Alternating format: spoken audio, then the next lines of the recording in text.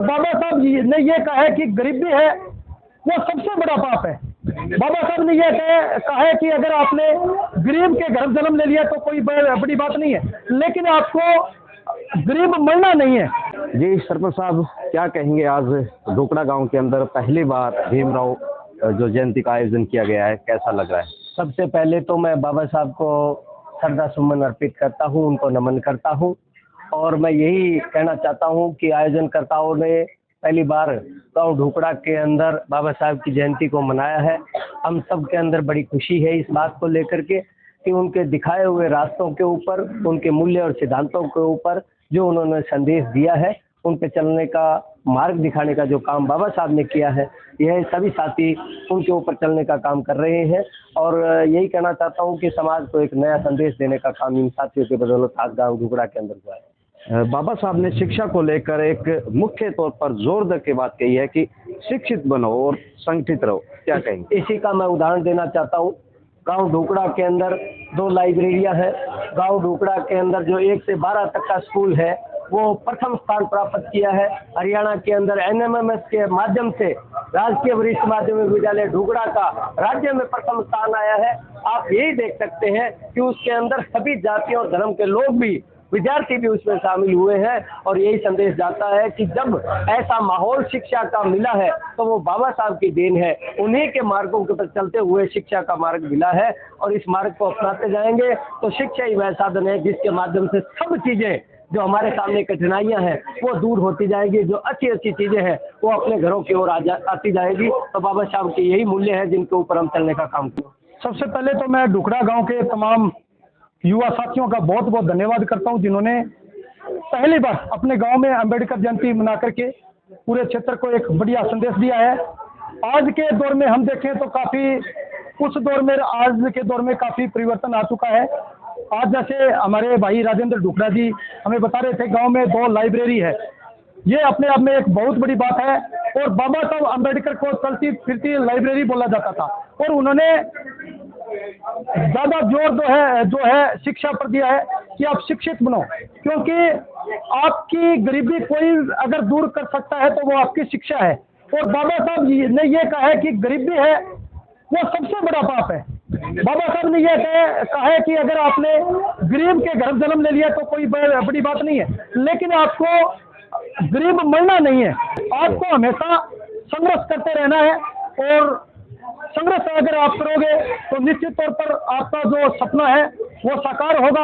आज के दौर में हम देख पा रहे हैं कि युवा है वो नशे की गर्त में ज्यादा जा रहे हैं, एजुकेशन की तरफ उनका ध्यान नहीं है। और बाबा साहब अम्बेडकर ने कहा था कि ये जो भीड़ है ये जिस दिन शिक्षा की ओर चल पड़ेगी उस दिन भारत को विश्व गुरु बनने से कोई नहीं रोक सकता।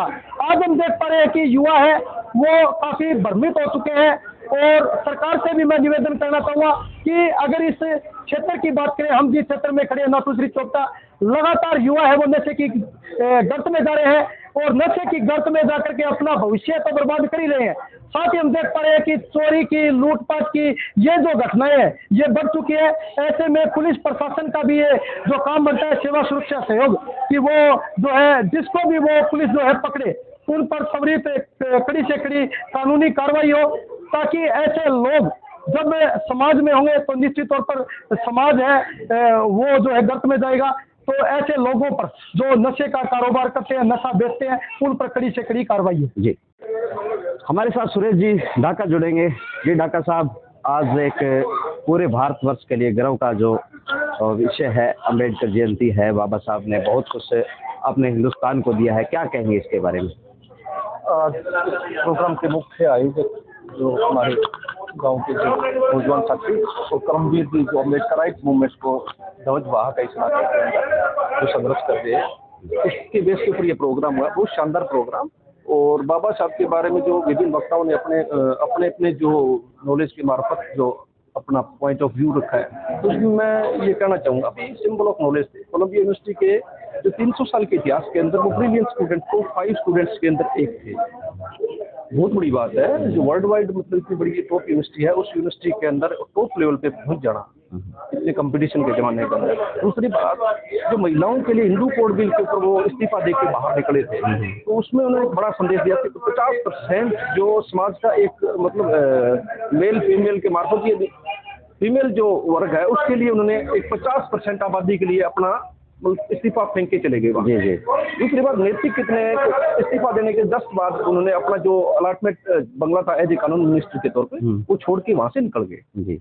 और जो 1920 के अंदर उन्होंने जो अपने लैंड होल्डिंग के ऊपर भी उनके विचार है, किसानी के ऊपर भी विचार है, इन्होंने समाज का कोई ऐसा सेक्शन नहीं छोड़ा है इसके बारे में उन्होंने अपने विचार नहीं देखे। वो महानायक थे, एक बहुत मतलब बौद्धिक शख्सियत थे, विचारक थे, फिलोसफर थे, तो बाबा साहब को बिग सैल्यूट।